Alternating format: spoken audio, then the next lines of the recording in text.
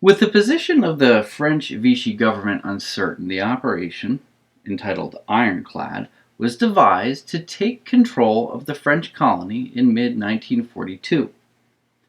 Madagascar lay in an important position.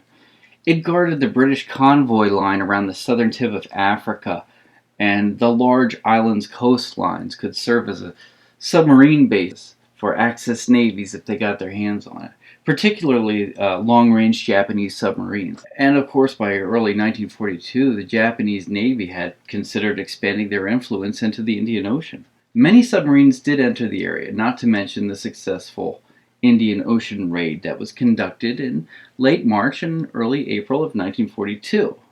Welcome to the History Buff, short snippets of history which are odd or lesser known, and I try to keep videos at 5 to 7 minutes long, just enough to keep your interest and that you can move forward with the rest of your day. If you do like the content, consider subscribing, and if you really do like the content, please consider getting on board with our Patreon account. Every dollar helps out with the channel. So thank you so much. Here's the rest of the video. The operation was so secretive that even the Free French Command was not alerted to the operation until the landing had already begun.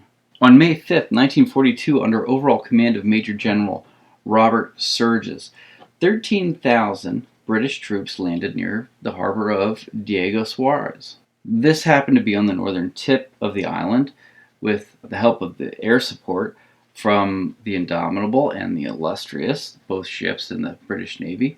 The obsolete battleship HMS Ramillies provided naval gunfire support as well. A great deal of intelligence was provided by reconnaissance aircraft from the South African Air Force.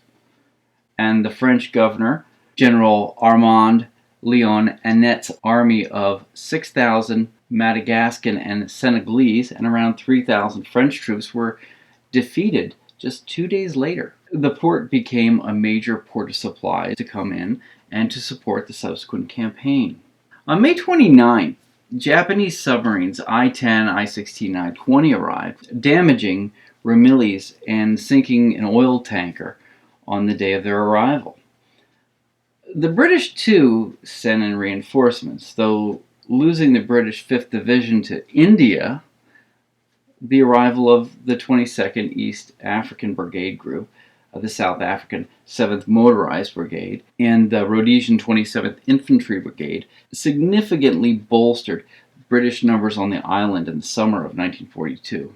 The second phase of the Madagascar operations took place on the 10th of September, when the 29th and 22nd Brigade groups carried out amphibious landings on the port of Majunga in northwest Madagascar, followed by another landing at Tamato on September 18th. By the end of the month, the capital and the nearby towns were pretty much secured without resistance, and on the 30th of September, another landing took place near Tulir in the southern port of the island. With Tulir secured, the British forces declared the Madagascar campaign a victory. Remaining French troops, though, continued to resist, to the surprise and dismay of the British. They figured once the major port had been captured, that would be it for the resistance. On the 18th of October, Annette had called for an organized counteroffensive. Now, ultimately it ended up defeated. He finally surrendered his forces on the 5th of November of 1942. But at that point, the Allies suffered 600 and some casualties during the Madagascar campaign. Vichy French numbers are relatively unknown, but probably similar, maybe a little bit more. And in the end, even though Germany or Japan had strategies that didn't value Madagascar as a remote submarine base as the British had feared, the operation was valuable to the British. The landing operations offered the British military valuable experience that would directly benefit them for the upcoming Operation Torch in North Africa.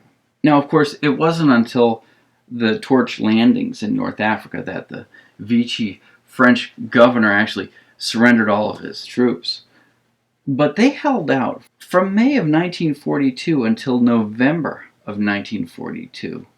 Annette's army of about 9,000 troops that were on the island, successfully held down well over 13,000 Commonwealth soldiers with relatively small casualties, which was great for the Axis, not so good for the British.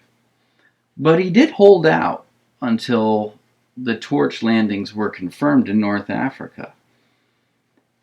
And though we hear little about it in history today, the island of Madagascar was a key campaign that set the timetable back just a little further for the British, with just a small force of French colonial Vichy forces.